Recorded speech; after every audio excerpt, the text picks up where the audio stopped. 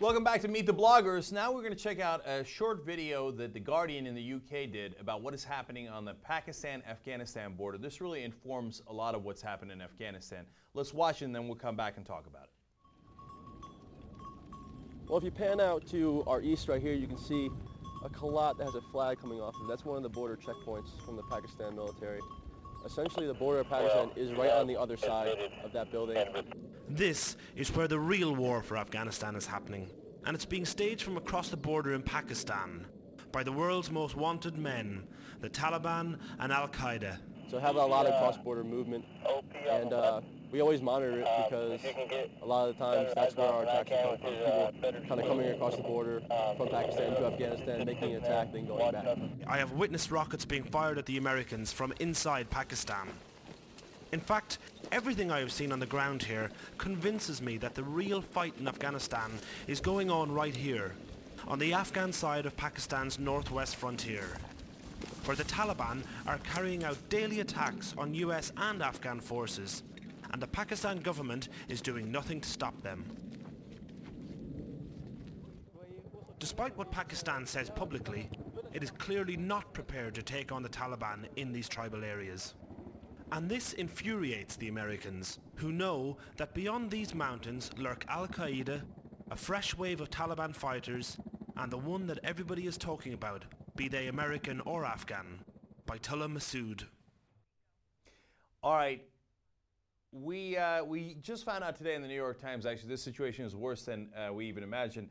ISI, which is the secret intelligence for Pakistan, took part in the bombing of the Indian embassy. So they are actually working actively against our interests. And in fact, the New York Times went on to say that they also participated in letting militants know when we were going to bomb them inside of Pakistan. So, Baratunde, if you thought the Afghanistan situation was difficult as it was, I mean, wait till you get a load of the Pakistan situation. Now we got to figure out how to win hearts and minds, not only inside Pakistan, but inside their secret intelligence. And as Bush said to their own prime minister on Monday, according to the New York Times, do you even know who's running your ISI and who's running your secret intelligence? And at this point, I'm not sure we do. So, Baratunde, if I can ask you, what do we do about Pakistan? I wish I had a two-word answer to just sum up all the global economic, political and terrorist problems in the world. Unfortunately, I'm not quite that smart, but I think we have some things that we can learn from, back to Roberto's point.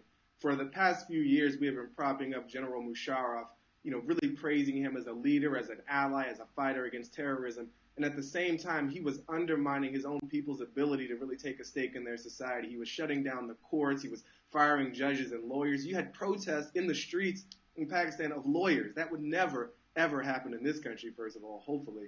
But it represents just the huge disconnect in the leadership and the people and the multiple groups vying for power and recognition there.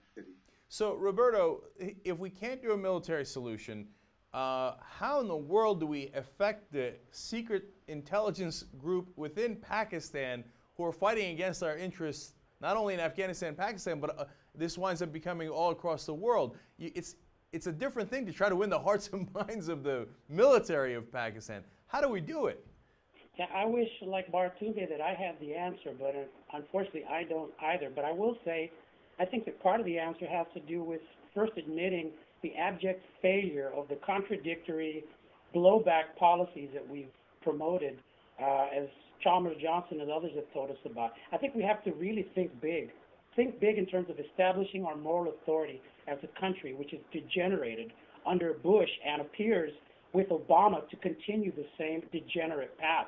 We, the people of the United States, I think, really need to oppose militarism ferociously in the United States. And I think if we communicate that to the world's really going to see that we, and not just the politicians, blackface or whiteface, are leading the charge to make this a better place. Well, let me end on that note.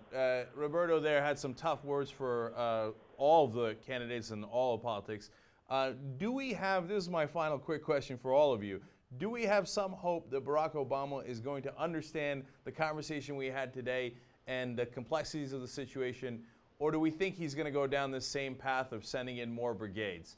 Liliana, let me start with you. Do you have hope that he's going to go on a new path? Frankly, no. I think that there's nothing about the U.S. presidential election system that does anything to change what's really just the hubris of empire, and that's one of the defining characteristics of the United States, unfortunately. And Baratunde? I think yes. First, because he understands English better than the current president.